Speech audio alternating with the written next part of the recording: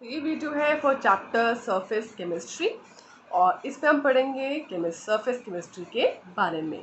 पहला, surface chemistry में ये जो केमिस्ट्री है ये डील करती है विद उन प्रोसेसेस के साथ जो सरफेस या इंटरफेस पे होते हैं, यानी जो चीज़ें सिर्फ सरफेस पे होंगी ये उन्हीं के साथ डील करता है। अब सरफेस जैसे कि ये जो है इसका कहलाएगा सरफेस, और इस सरफेस पे जो भी प्रोसेस होंगे वो सरफेस केमिस्ट्री में डील किए जाएंगे, उनके साथ उनके बारे में सरफेस केमिस्ट्री में पढ़ा जाएगा। इंटरफेस कह लीजिए या सरफेस कह लीजिए, उनको रिप्रेजेंट कैसे किया जाता है। जैसे कि आपके पास कोई भी बल्क फेसेस हैं, उनको हम हाइफन या स्लैश के थ्रू सेपरेट करता हुआ दिखाएंगे। यानी इंटरफेस और सरफेस को अगर मुझे रिप्रेजेंट करना है तो मुझे दो बल्क फेसेस को अलग करते हुए दिखाना है। और अलग कैसे करोगे, किससे उन्हें अलग करके दिखाओगे? बाय हाइफन और स्लैश। देखिए, जैसे कि एक दो सरफेस हैं सॉलिड एंड गैस, उन्हें मुझे शो करना है तो उनके बीच में लगाऊंगी हाइफन या स्लैश। तो ये है interface between solid and gas, और इनको रिप्रेजेंट करने का तरीका इस तरीके से होता है। दोनों फेसेस के बीच में या तो आप हाइफन लगा दो या दोनों के बीच में लगा दो slash. Now come adsorption, word आता है एड्सॉर्प्शन। ना एड्सॉर्प्शन क्या होता है? अगर कोई भी चीज़, जैसे कि मान लीजिए ये एक ऑब्जेक्ट है, इसके ऊपर कोई भी चीज़ अगर आती है और वो सिर्फ इस ऊपर ऊपर रहती है, यानी कोई भी एक चीज़ है, मान लीजिए ये एक पेन है, इसके ऊपर ये जो पेंसिल है वो अटैच हो रही है सिर्फ ऊपर ऊपर से, यानी सरफेस के ऊपर ये चीज़ जा रही है, तो इस प्रोसेस को कहते हैं एड्सॉर्प्शन। ये जो चीज़ है जिसके ऊपर रिएक्शन हो रहा है उसे कहते हैं एड्सोर्बेंट, और जो चीज़ इसके ऊपर एड्सॉर्ब हो रही है उसे बोलते हैं एड्सोर्बेट। तो एक तरह से पेंसिल हो गई एड्सोर्बेट और ये हो गया मेरा एड्सोर्बेंट। तो एड्सोर्बेंट जिसके ऊपर एड्सॉर्प्शन होगी, और एड्सोर्बेट जो चीज़ उसके ऊपर एड्सॉर्ब होगी। जिसके ऊपर होगा एड्सोर्बेंट और जो चीज़ एड्सॉर्ब होगी एड्सोर्बेट। तो एड्सॉर्प्शन होता है कि कोई भी चीज़ जब सिर्फ सरफेस के ऊपर आपका होता है, यानी सरफेस के ऊपर कोई भी चीज़ अगर आपकी रह जाती है, यानी वो अंदर नहीं जाती, वो सिर्फ ऊपर ऊपर रहती है, तो वो प्रोसेस कहलाता है एड्सॉर्प्शन। प्रॉपर डेफिनेशन क्या होती है? Accumulation of molecular species at the surface, यानी कोई भी मॉलिक्यूलर स्पीशीज जब सरफेस के ऊपर एक्यूमुलेट करती है, सारे के सारे सरफेस के ऊपर होती है, वो अंदर नहीं जा रही, वो सिर्फ ऊपर ऊपर है, तो प्रोसेस का नाम है एडजॉर्प्शन। ये है एडजॉर्प्शन और ये है एड्सोर्बेंट और ये है एड्सोर्बेट। अब एड्सॉर्प्शन के कुछ एग्जाम्पल्स हैं। हम ले रहे हैं powdered charcoal in a closed vessel. समझाने के लिए मान लीजिए ये है क्लोज्ड वेसल और इसमें लिया है हमने powdered charcoal and gases like oxygen, hydrogen and chlorine. आप देखोगे कि ये चारकोल भी है और गैसेस दोनों प्लेस्ड हैं और जो वेसल है पूरी तरह से क्लोज है। कुछ टाइम के बाद जो प्रेशर ऑफ गैस है वो कम हो जाएगा। इसका मतलब ये जो गैसेस हैं वो चारकोल ने अपने अंदर की हैं एड्सॉर्ब, इसी वजह से गैसेस का जो प्रेशर है वो हो जाता है कम। दूसरा example, silica gel. Silica gel के ऊपर जब आप एयर को पास करवाते हो तो एयर में जो गैसेस होती हैं, वाटर ड्रॉपलेट्स भी होते हैं। जैसे आप सिलिका जेल के ऊपर एयर को पास कराओगे तो सिलिका जेल जो होता है वो वाटर मॉलिक्यूल्स को एब्जॉर्ब कर लेता है और एयर हो जाती है बिल्कुल ड्राई। तो ये है कुछ प्रोसेस जो आपके एड्सॉर्प्शन से रिलेटेड थे। अब है नेक्स्ट टॉपिक, डिसॉर्प्शन। डिसॉर्प्शन एक प्रोसेस होता है कि जो भी चीज़ आपने एड्सॉर्ब कराई है जब आप उसको हटाते हो, वो जो प्रोसेस है ना, मान लो ये एड्सोर्बेंट है और ये एड्सोर्बेट है, मैं इस एड्सोर्बेट को जब आप हटाते हो तो उस प्रोसेस को कहते हैं डिसॉर्प्शन। तो एक प्रोसेस है of removing adsorbed substances from the surface जिसके ऊपर वो हुआ था adsorbed. Next is sorption. Sorption word तब इस्तेमाल होता है जब एड्सॉर्प्शन और एब्जॉर्प्शन दोनों प्रोसेस एक साथ होते हैं, तब इस्तेमाल किया जाता है वर्ड ज़ॉर्प्शन। यानी आपने कोई एड्सोर्बेंट लिया और जो भी चीज़ उस पर एड्सॉर्ब हो रही है वो एड्सॉर्ब भी हो रही है, प्लस वो अंदर तक यानी उस चीज़ की बल्क तक अंदर तक जा रही है, सरफेस पे भी है और अंदर तक जा रही है, तो उसे कहा जाता है ज़ॉर्प्शन प्रोसेस। और ये दोनों प्रोसेस एक साथ साइमल्टेनियसली होंगे। Next is mechanism of adsorption. Adsorption कैसे होता है वो आप इसके अंदर पढ़ोगे।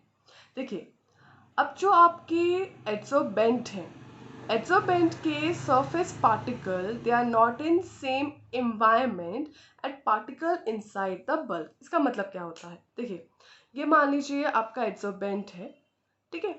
अब ऊपर वाले मॉलिक्यूल्स एंड अंदर वाले मॉलिक्यूल यानी बल्क वाले पार्टिकल्स हो गए, एंड ऊपर वाले आपके सरफेस पार्टिकल हो गए, ठीक है।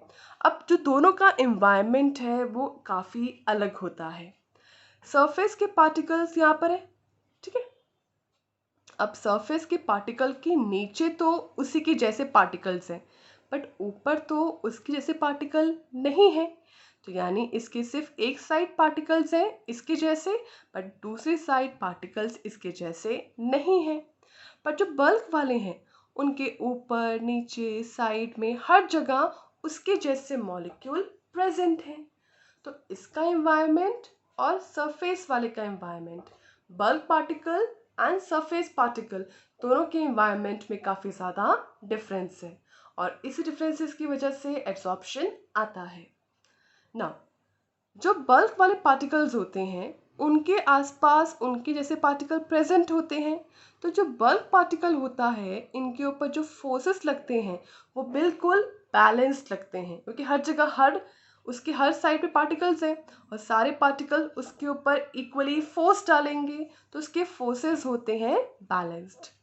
पर जो सरफेस पार्टिकल होते हैं उनके तो सिर्फ नीचे पार्टिकल उनके जैसे प्रेजेंट है, ऊपर तो नहीं है, तो इनके ऊपर जो फोर्स लगता है वो लगता है अनबैलेंस्ड, या उसे कहते हैं रेसिडुअल अट्रैक्टिव फोर्सेस। तो इसके इस साइड से फोर्स लगेगा क्योंकि नीचे उसके ऐसे पार्टिकल हैं, वो उस पर फोर्स लगाएंगे, बट उसके दूसरी साइड पे उसके ऐसे पार्टिकल नहीं है तो फोर्स तो लग ही नहीं रहा, तो उनके ऊपर फोर्स कैसा लग रहा है? अनबैलेंस्ड, या कह लो रेसिडुअल अट्रैक्टिव फोर्सेस। और इन्हीं फोर्सेस की वजह से जो भी एड्सोर्बेट पार्टिकल है उनको अट्रैक्ट किया जाता है सरफेस के ऊपर और एड्सॉर्प्शन होता है। एड्सॉर्प्शन के एक्सटेंट को अगर बढ़ाना है तो सरफेस एरिया को इंक्रीज करना होगा। यानी मान लीजिए ये एक सरफेस है और इसका इतना सरफेस एरिया है, और ये दूसरा एड्सोर्बेंट है, इसका सरफेस एरिया इतना है। दोनों एड्सोर्बेंट है और दोनों का सरफेस एरिया अलग अलग है, तो जिसका सरफेस एरिया बढ़ेगा उसके ऊपर एड्सॉर्प्शन का एक्सटेंट भी बढ़ेगा, और ये होगा पर unit mass of adsorbent at given temperature and pressure. यानी सरफेस एरिया बढ़ाओगे तो एड्सॉर्प्शन का एक्सटेंट भी बढ़ेगा। तो ये है मैकेनिज्म ऑफ एड्सॉर्प्शन। आगे देखिए, उसी टॉपिक में आगे कंटिन्यू कर रहे हैं। एड्सॉर्प्शन के दौरान आपके जैसे जैसे एड्सॉर्प्शन आगे की तरफ प्रोसीड करेगा, रेसिडुअल फोर्सेस जो होंगे वो कम हो जाएंगे, यानी सरफेस एनर्जी कम हो जाएगी, और ये हमें दिखाई देगी एज हीट। यानी एड्सॉर्प्शन में हीट बाहर निकलती है, और इसी वजह से एड्सॉर्प्शन प्रोसेस होता है एक्सोथर्मिक प्रोसेस। हीट बाहर निकल रही है, और जब हीट बाहर निकलती है तो प्रोसेस कहलाता है एक्सोथर्मिक, और एड्सॉर्प्शन है आपका एक्सोथर्मिक प्रोसेस, और डेल्टा एच की वैल्यू होगी नेगेटिव वैल्यू। तो डेल्टा एच हो गया नेगेटिव। अब नेक्स्ट देखिए, जब गैसेस एब्जॉर्ब हो जाती हैं तो उनकी जो मूवमेंट है वो रिस्ट्रिक्टेड हो जाती है। देखिए जब वो पहले एब्जॉर्ब नहीं होती तो वो लगातार घूमती रहती हैं, पर जब वो एब्जॉर्ब हो जाती हैं तो उनकी फ्रीडम पे एक रोक लग जाती है, और इसी वजह से जो चेंज इन इंट्रोपी है that will be negative. Entropy क्या होती है? डिसऑर्डरनेस। जब डिसऑर्डरनेस कम हो जाएगा तो इंट्रोपी भी कम हो जाएगी, तो यहाँ इंट्रोपी हो गई नेगेटिव। नाउ डेल्टा एच और डेल्टा एस की वैल्यू से रिलेशन जो है हम इसमें निकालेंगे। अब हम कहते हैं that delta G is equal to delta H minus T delta S. इससे पहले मैं बताती हूँ, जो आपका एड्सॉर्प्शन प्रोसेस है वो स्पॉन्टेनियस है, और स्पॉन्टेनियस प्रोसेस तभी होता है जब डेल्टा जी की वैल्यू आती है नेगेटिव। ठीक है, अब ये डेल्टा जी की नेगेटिव वैल्यू आती कैसे है वो मैं आपको इस पर समझा रही हूँ, और एड्सॉर्प्शन प्रोसेस की डेल्टा जी नेगेटिव कैसे आ रही है वही मैं क्लियर कर रही हूँ। देखिए ये तो हो गया आपका पूरा, आपका फॉर्मूला हो गया। अब एड्सॉर्प्शन में क्या होता है? डेल्टा एच होता है नेगेटिव, जो अभी आपने पढ़ा था, minus T delta S. Delta S क्या है? नेगेटिव। ये भी नेगेटिव और ये भी नेगेटिव, तो क्या बन गया? पॉजिटिव। ठीक है, क्लियर? अब एड्सॉर्प्शन, अब डेल्टा एच नेगेटिव है, ये आप लोग का पॉजिटिव है, तो ये है नेगेटिव। ठीक है, और ये हो गया पॉजिटिव, डेल्टा जी ये हो गया आपका नेगेटिव, ये हो गया पॉजिटिव, तो डेल्टा जी की वैल्यू आ जाएगी नेगेटिव, यानी एड्सॉर्प्शन प्रोसेस हो गया स्पॉन्टेनियस। अब जैसे जैसे एड्सॉर्प्शन आगे की तरफ प्रोसीड करेगा, डेल्टा एच की वैल्यू नेगेटिव कम कम कम लेस लेस नेगेटिव होने लगेगी, और एक टाइम ऐसा आ जाएगा कि delta H will be equal to T delta S, दोनों की वैल्यू इक्वल आ जाएगी। अब फॉर्मूला में हमने ये लिखा दोनों इक्वल है, तो अगर मैं टी डेल्टा एस की जगह डेल्टा एच भी लिख दूँ, अब दोनों की वैल्यूज ऑलमोस्ट सेम ही हैं, दोनों को माइनस करोगे तो कितना आंसर आएगा? 0। और जब डेल्टा जी की वैल्यू 0 आ जाती है यानी इक्विलिब्रियम अब आ चुका है। सो ये था मैकेनिज्म ऑफ एड्सॉर्प्शन। अब बात चलेगी टू टाइप्स ऑफ एड्सॉर्प्शन की। तो two types of adsorption of gases on solid, दो तरह के होते हैं ये। फिजिकल एड्सॉर्प्शन, जिसका एक और नाम है फिजिजॉर्प्शन, और दूसरा है केमिकल एड्सॉर्प्शन, और दूसरा नाम है केमिजॉर्प्शन। ये एक ही चीज़ है बट नाम दोनों के अलग अलग है। Physical and physisorption, chemical and chemisorption. Physical adsorption होता क्या है? देखिए आपका सॉलिड है, सॉलिड के ऊपर गैस आएगी, उस पर एक्यूमुलेट होगी, दोनों के बीच का जो फोर्स है अगर वो एक वीक वॉन डर वाल फोर्स है तो वो एड्सॉर्प्शन कहलाएगा फिजिकल एड्सॉर्प्शन। सो आपकी जो सॉलिड सरफेस पे जब गैस एक्यूमुलेट होगी और उनके बीच का फोर्स वीक वॉन डर वाल फोर्स होगा, तो वो जो एड्सॉर्प्शन है उसे कहा जाएगा फिजिकल एड्सॉर्प्शन। केमिकल एड्सॉर्प्शन में अगेन सॉलिड पे ही, सॉलिड सरफेस पे गैस मॉलिक्यूल आएंगे, बट उनके बीच का फोर्स क्या होगा?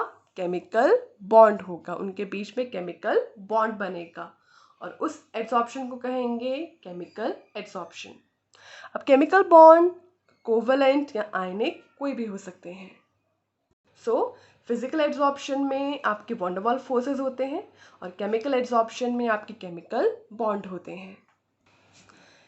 केमिजॉर्प्शन को हम एक्टिवेटेड एड्सॉर्प्शन भी कहते हैं, क्योंकि केमिजॉर्प्शन के अंदर high energy of activation involve होता है। तो इस हाई एनर्जी ऑफ एक्टिवेशन के इन्वॉल्वमेंट की वजह से इसको हम एक्टिवेटेड एड्सॉर्प्शन भी कहते हैं। नाउ फिजॉर्प्शन और केमिकलजॉर्प्शन को और डिटेल में पढ़ेंगे उनके डिफरेंसेस को देखते हुए। पहला डिफरेंस जो हमें अभी ही पढ़ा था कि फेज ऑप्शन के अंदर वॉन डर वाल फोर्सेस होते हैं। केमिकल एड्सॉर्प्शन कब होता है? It is caused by chemical bond formation. आपका एड्सोर्बेंट है सॉलिड, उसके ऊपर गैस आ रही है, ठीक है, जो उनके बीच का फोर्स है अगर वो वॉन डर वाल है तो वो फेज ऑप्शन है, और अगर वो केमिकल बॉन्ड है तो वो केमिजॉर्प्शन है। फेज ऑप्शन में जो नेचर है इट इज़ नॉट स्पेसिफिक, ये स्पेसिफिक नहीं होता है, क्योंकि इसमें इन्वॉल्व होते हैं वॉन डर वाल forces. And van der Waals forces actually universal होते हैं, तो ये ज़्यादा स्पेसिफिक नहीं होता, यानी कोई भी गैस आपके सॉलिड के ऊपर एब्जॉर्ब कर सकती है फिजिकल एब्जॉर्प्शन के अंदर। बट केमिकल एब्जॉर्प्शन में ये हाईली स्पेसिफिक होता है। ये जो गैसेस हैं वो वही गैसेस सॉलिड पे एब्जॉर्ब करेंगी जो उसके साथ बनाएंगी केमिकल बॉन्ड, यानी जो केमिकल बॉन्ड बनाएगा वही गैस आपकी एड्सोर्बेंट के ऊपर एब्जॉर्ब होगी। फेज ऑप्शन जो होता है actually it is reversible in nature. आपके पास गैस है, उसको बहुत सारी गैस है, जब आप प्रेशर को इंक्रीज करोगे तो आपका जो सॉलिड है उसके ऊपर वो खूब सारी एड्सॉर्ब हो जाएगी, और जैसे ही आप प्रेशर कम कर दोगे तो गैस हो जाएगी रिमूव। तो ये है कि इस प्रोसेस को आप रिवर्सिबल कह सकते हो। बट केमिसॉर्प्शन इज इरिवर्सिबल, यानी इसके अंदर प्रोसेस दोबारा बैक नहीं जाता। तो ये केमिकल एब्जॉर्प्शन में कंपाउंड बन जाता है, और कंपाउंड बनने की वजह से ये प्रोसेस इरिवर्सिबल हो जाता है। फेज ऑप्शन जो होता है ये लो टेम्परेचर पे फेवरेबल होता है, यानी कम टेम्परेचर पे ये होता है, और अगर टेम्परेचर बढ़ा तो ये आपका डिक्रीज हो जाएगा। जबकि केमिसॉर्प्शन जो होता है वो हाई टेम्परेचर पे फेवरेबल होता है, यानी हाई टेम्परेचर पे ये होता है, और टेम्परेचर जितना बढ़ेगा ये उतना ज़्यादा इंक्रीज हो जाएगा। यानी टेम्परेचर कम होगा तो फेजियोसॉर्प्शन, और टेम्परेचर ज़्यादा होगा तो केमिकल एब्जॉर्प्शन। देखो अब इसके आगे कुछ और सुनो।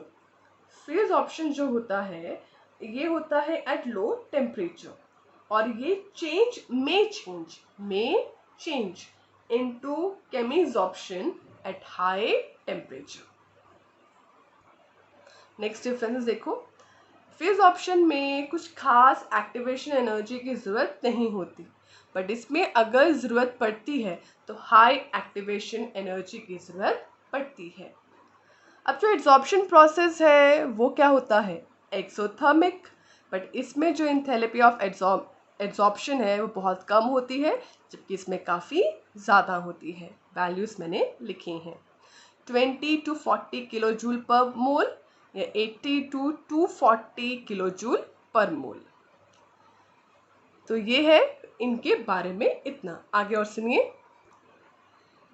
फेज ऑप्शन में अगर मैं हाई प्रेशर डाल दूं तो आपकी बहुत सारी लेयर्स बनती हैं, यानी मल्टी मॉलिक्यूलर लेयर्स, जैसे कि एक लेयर होगी, दूसरी लेयर होगी, तीसरी लेयर होगी, यानी बहुत सारी लेयर्स बनती हैं फेजियोसॉर्प्शन के प्रोसेस के अंदर जब आप हाई प्रेशर पे काम करवाते हो। जबकि केमिकल एब्जॉर्प्शन में सिर्फ एक ही मॉलिक्यूल की लेयर बनती है। नेक्स्ट देखिए इन्हीं के बारे में आगे। दोनों सरफेस एरिया पे डिपेंड करते हैं। Physical absorption and chemical absorption दोनों सरफेस एरिया पे डिपेंड करते हैं। सरफेस एरिया जितना बढ़ेगा दोनों प्रोसेस उतना ज़्यादा इंक्रीज होंगे। दोनों डिपेंड करते हैं नेचर ऑफ गैस के ऊपर। फिजिकल एब्जॉर्प्शन में जो गैस आसानी से लिक्विबल हो गया, लिक्विड में चेंज हो जाएगी, उस गैस का एब्जॉर्प्शन आसानी से हो जाता है, जल्दी हो जाता है। जबकि केमिकल एब्जॉर्प्शन में जो गैसेस एब्जॉर्बेंट के साथ रिएक्ट करती हैं वो दिखाती हैं केमिसॉर्प्शन। सो ये था फिजिकल एंड केमिसॉर्प्शन के बारे में, या कह लीजिए फिजिकल एब्जॉर्प्शन, केमिकल एब्जॉर्प्शन, या फेजेस ऑप्शन एंड केमिसॉर्प्शन। यहाँ इस वीडियो में इतना टॉपिक है। अगर ये वीडियो आपको पसंद आती है तो इसे लाइक एंड सब्सक्राइब कीजिएगा। Thank you.